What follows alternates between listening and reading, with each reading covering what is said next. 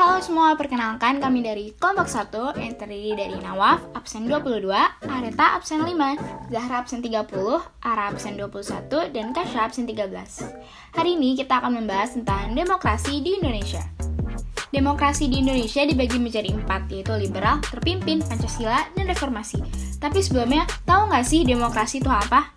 Demokrasi adalah bentuk pemerintahan yang keputusan-keputusan penting, baik secara langsung atau tidak langsung didasarkan pada kesepakatan mayoritas yang diberikan secara bebas dari masyarakat. Nah, untuk mengenal demokrasi ini lebih dalam, yuk kita sama-sama jelajahin masa-masa demokrasi. Yang pertama ada liberal. Demokrasi liberal dilaksanakan dengan sistem parlementer, di mana kekuasaan tertinggi berada di tangan rakyat. Selama MPR dan DPR belum dibentuk, wewenang kedua lembaga tersebut akan dijalankan oleh Presiden dengan nasihat dari Komite Nasional Indonesia Pusat atau yang biasa disebut dengan KNIP. Yang kedua, ada masa demokrasi terpimpin. Demokrasi terpimpin dilaksanakan dari tahun 1959 sampai dengan 1966. Pada masa ini, UUD NRI tahun 1945 membawa sejumlah konsekuensi pada aspek ketatanegaraan. Pemberlakuan kembali UUD NRI tahun 1945,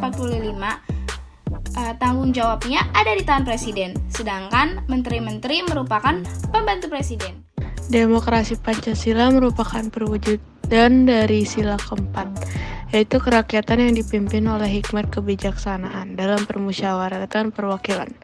Masa ini dimulai pada 1966 sampai 1998. Demokrasi Pancasila pertama kali ditegaskan pada TAP MPR nomor 37 1965 serta dalam ketetapan MPRS nomor 8 1965. Pemberlakuan demokrasi Pancasila ini juga dapat disebut sebagai Orde Baru.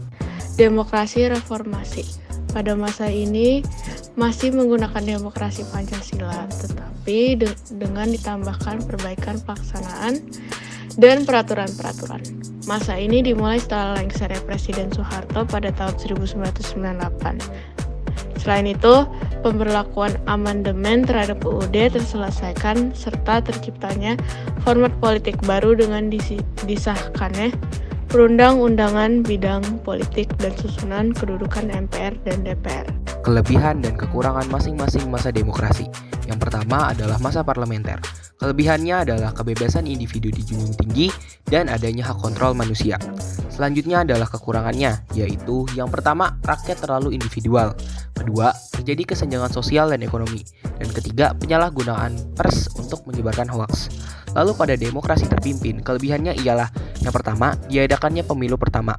Kedua, berhasil mengembalikan Irian Barat. Lalu yang terakhir menjadi pelopor gerakan non-blok. Dilanjutkan dengan kekurangan masa ini, yaitu ketidakadilan di dunia politik dan maraknya pemberontakan.